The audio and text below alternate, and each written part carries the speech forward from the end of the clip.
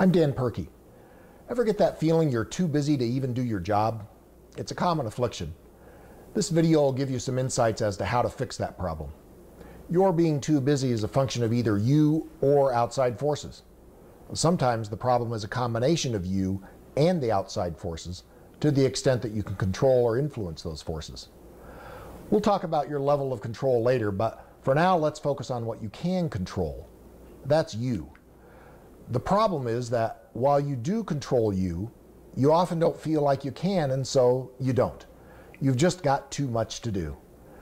To succeed in controlling you need two things: true prioritization and discipline. You've got to figure out what's more important and what's less important.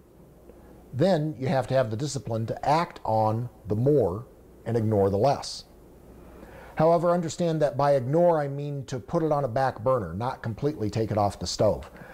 By ignore I mean to check in on it every once in a while, but that generally the item can almost run by itself in the background. Now, there are more ways to get you under control that are spelled out in my management book, Uncommon Sense Management. But for now, let's just work on two of them. So let's get you under control. Now, this may sound ridiculously simple at first, but also consider that few people ever actually do it. Therefore, because they don't, they continue on that path of I'm too busy to do my job and never break the cycle. First, let's do a prioritization exercise. Take a hard look at what things are keeping you so busy. Now list them. Just start writing them down in a list as they come to you. Normally I'd say I'll wait for you while you do that, but we'll have to skip that step for now since we're working within a time-constrained video here.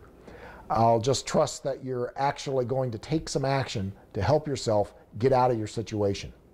That's in alignment with those values of accountability, responsibility, and integrity. Next, put your priorities in rank order from top to bottom. There can't be any ties. If you have two priorities that you just can't decide which is more important, then just flip a coin and move on. Now comes the hard part. Resolve to focus on just the top 5 priorities and ignore the rest for now. For now, not permanently. Logically, if you really have more important priorities than others, then doesn't it make sense to get those done first? Otherwise, they wouldn't be important. And the more time you spend on those top 5, the faster they'll get done. I know it feels unnatural and somehow wrong to, quote, ignore, end quote, those lower tier priorities, but by definition, the world won't end if they don't get done in whatever artificial time frame you've created to get them done. If you've even got a time frame or a deadline set at all. You'll find that most so-called priorities don't even have deadlines. That's a problem. I mean, if it's such a big deal to label it a priority, then why don't you have a deadline associated with it? To summarize, put your priorities in priority order and take actions in direct proportion to the relative level of the priority. This requires discipline. You can do it, though, with the right mental approach. Next, let's talk about those forces that are out of your control, that continually suck up your time.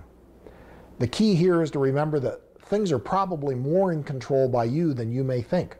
So act accordingly. Take control. First, you have to figure out what's keeping you busy. You've already got your list of priorities that you should be working on, but what you need to understand is what intrusions are keeping you from spending more time on those priorities. So take a sample of the issues that come across your desk for 2 or 3 days. You'll find a substantial portion of them are items that others could have done for you if they thought they had the authority to act on them.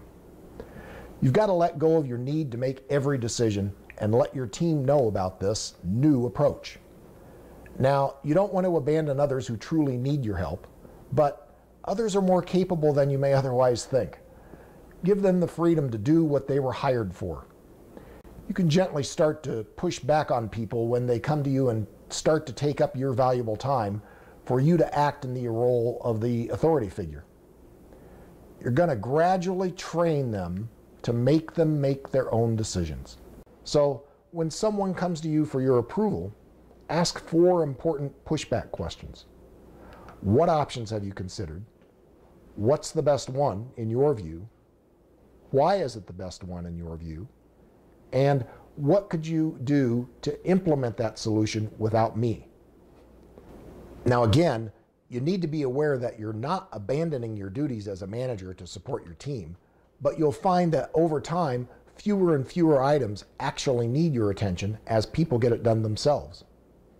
Tied into this is the concept of effective communication, in that you need to be clear about where your involvement is needed for certain types of issues. This kind of gets back to priorities and focusing on the truly important. Instituting this kind of approach is what will lead you to having more time to work on your top 5 priorities, which then get done that much faster. Now, there are tons of other practical ways to get out of the "I'm too busy to do my job" syndrome. They're outlined in my management book on common sense management. If you want some personal attention for how to get rid of the "I'm too busy to do my job" syndrome, contact the Open Door group via any of the ways that follow.